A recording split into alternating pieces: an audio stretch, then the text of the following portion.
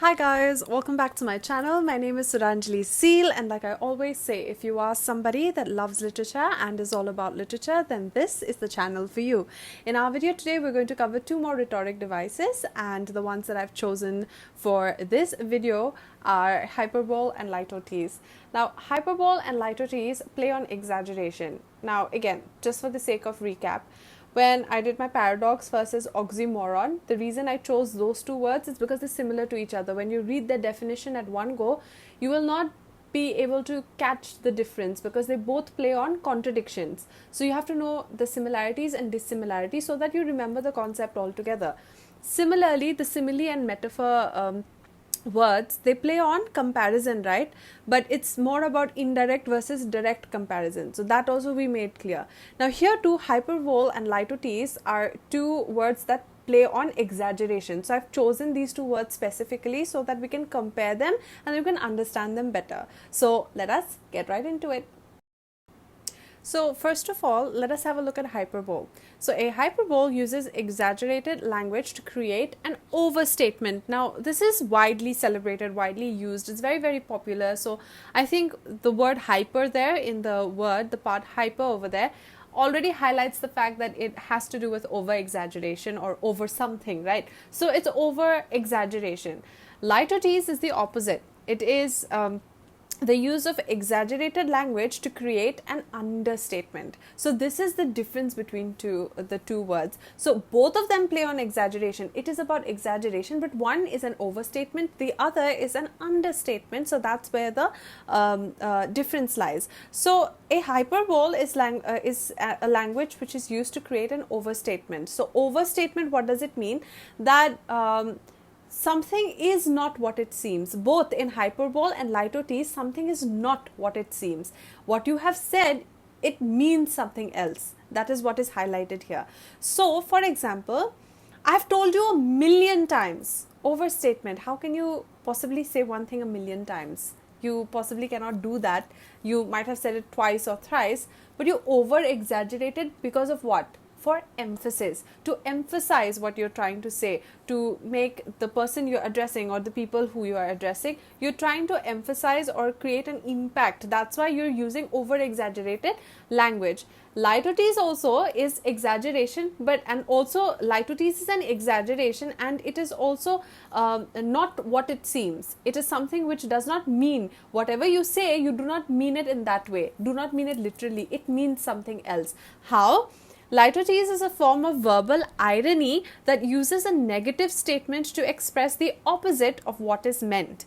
It is used to ironically understate what is being conveyed. I'll give a very simple example to understand this, okay? See, again, I said it's not about mugging up these definitions. It's about understanding the use of these literary devices in literature. So I don't want that, like the fact that we'll just read these definitions and just mug it up, that will not be of any help.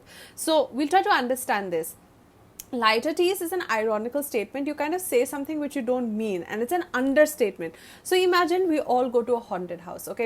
You, me, and everybody, we all friends, we go to a haunted house and we want to experience what a haunted house is like. You know those places where you pay tickets and then you enter the house and then there are actors inside who scare you. So we go inside, and you have a very timid friend. You have a friend who does not like anything to do with ghosts and haunted houses, but you take the friend and we go inside and we're like, okay, let's go experience this. Now this friend who goes inside with us in the haunted house screams and cries and like she's completely out of her wits right now because she's extremely terrified inside, okay? And she's screaming and she comes out of the haunted house and she's crying, and we ask her, how was it? And she has been crying and sweating and screaming. She comes out of this haunted house and she's like, it was not so bad. You see, that's an understatement, because what she actually experienced inside and what she must be feeling right now, she's not expressing that. She's using something negative. She's using a negative line. It was not so bad, she said. But the truth is that she was completely distraught inside, right? She was terrified. So, an understatement, it's actually, and ironically, it understates what is being conveyed. What she's trying to convey is like, you're trying to say that, please don't tell me to go there anymore. You know, that's what you're trying to say. That please, you really want to ask me how am I feeling right now? Can't you see that I'm completely crying? That's what you're trying to say.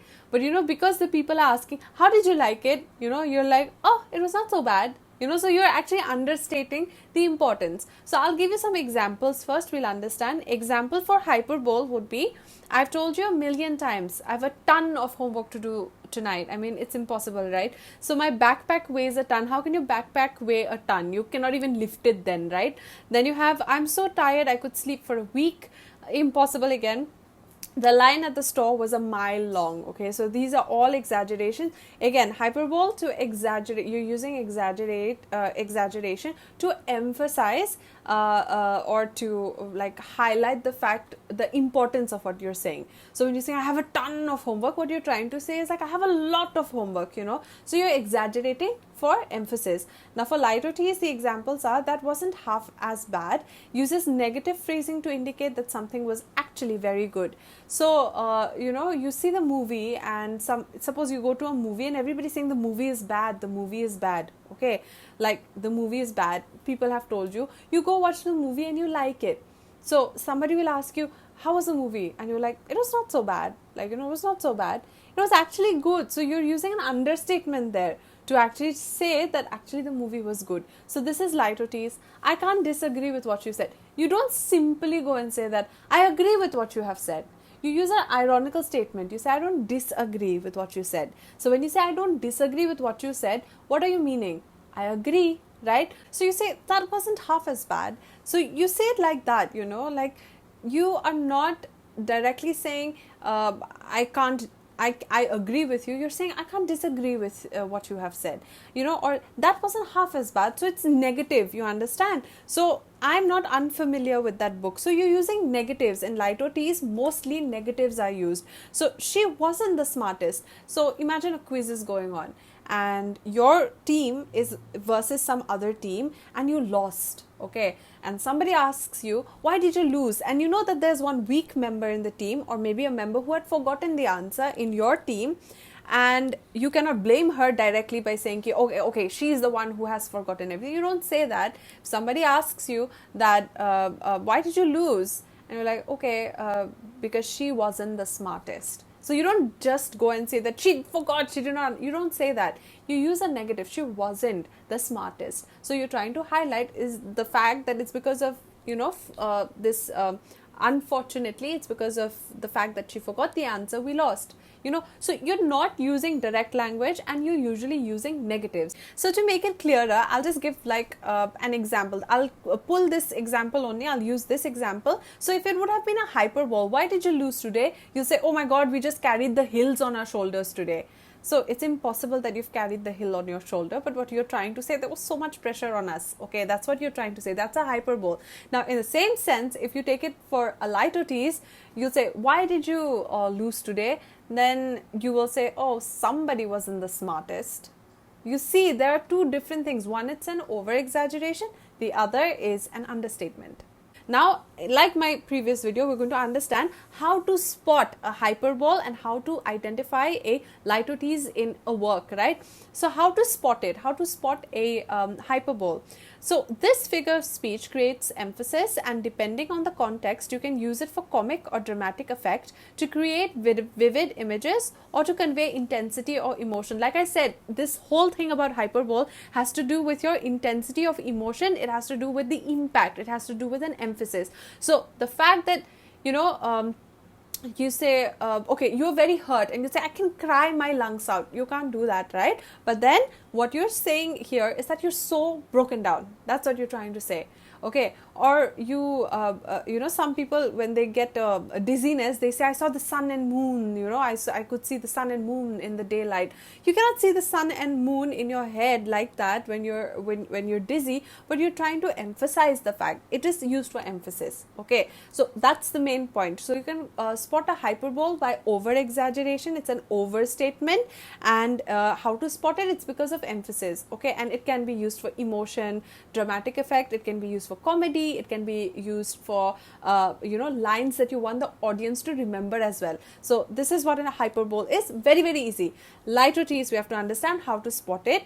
Often but not always by using negative words like not or can't. So I told you over here, if you read all the examples that I've given, even the one that I said about the haunted house, it wasn't so bad, or that wasn't half as bad as I thought it would be, or maybe I can't disagree with what you've said. I'm not unfamiliar with that book. She wasn't the smartest. So you're using negatives over here. So you can spot a litotes there through the negatives, and also it's an understatement. So if it's if a hurricane is going on and you're saying, oh, it's drizzling outside, right? I mean, look at the drizzle. If you say that in the midst of a hurricane, that's of course litotes. It's a big understatement. And then finally what you can understand is it uses negation to create an affirmative understatement. It uses negation, like I said. So negation is, it's like she wasn't the smartest. So it's an understatement. You're not directly saying anything. It means something else. So this is hyperbole and litotes. Again, just to make it easy, hyperbole is exaggeration. Litotes is also an exaggeration. But hyperbole is an overstatement, and litotes is an understatement. So this is hyperbole versus litotes. These are the two rhetoric devices that I prepared for this video today. And I'll see you in my next one.